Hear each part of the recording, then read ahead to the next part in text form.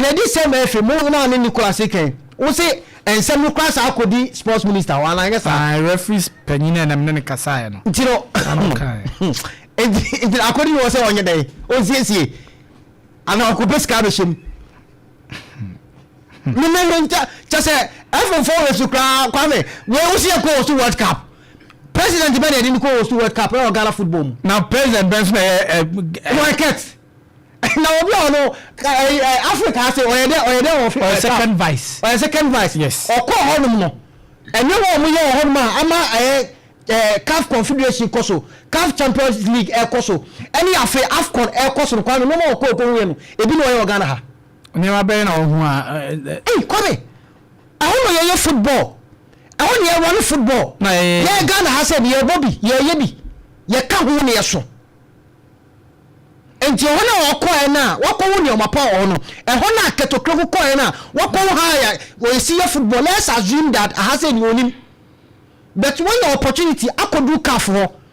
now when you privilege to number be you know what is going on you know what is at stake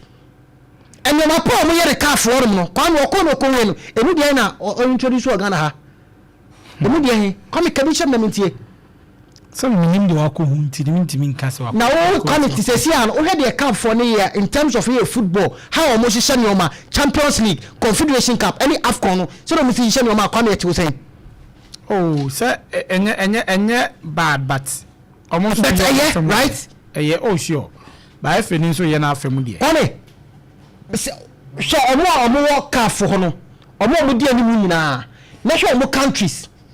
a omo wom na hwe ni omo football no come etie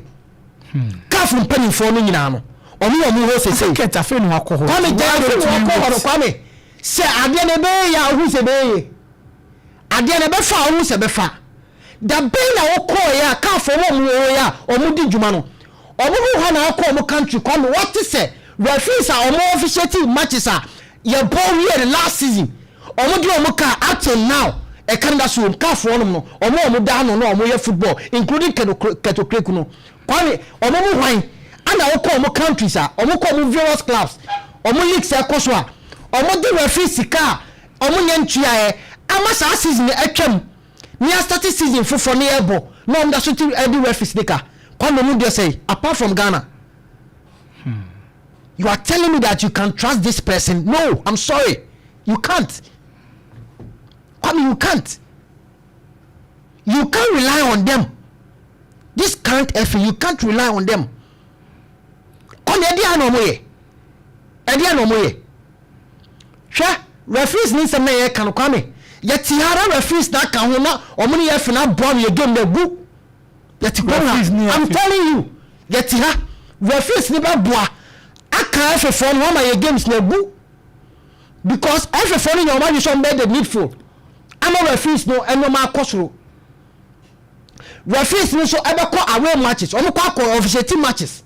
Kwame, they won't give the best out of them. I want the man be show me some officiating match instead of mope. Kwame, e ba say you not the true winner, you not the real winner. Enti be ever call you aside be see anemu. Kwame, now people are losing interest in our game. And you may never say. And you may look. And again, this same class almost can't win a Kwame teams, you know, and I see league because class here Kwame mistake you bara they will tag you that on per club nasem. They will tag you say any on per club ni be koye. This same class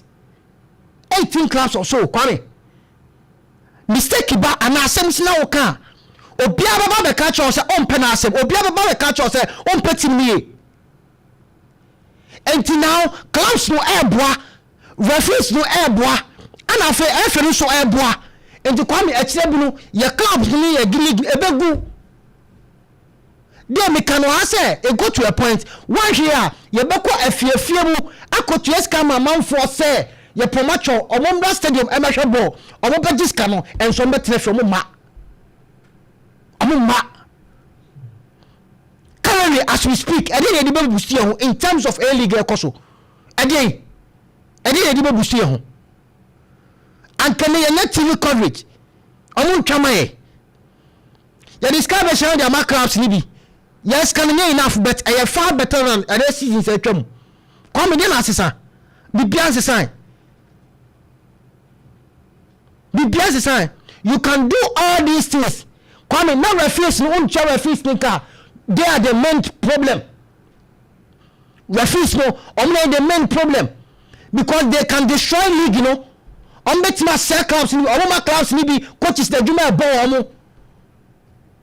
enti se put things together ni an se nyomo ya kwame de bia ne be kwa aba ni asa betu ya be do square one ye green tumpon ye ko ye kire he ya to go asen ye ti mo compete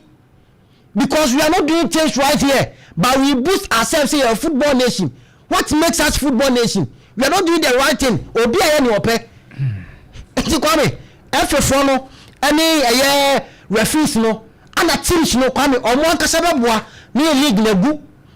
because any clubs no assemsi referees ni money man ko na ko favor omo na ko kan they will tag you say on pese omo team no ebe ko they will tag you say on per club na sem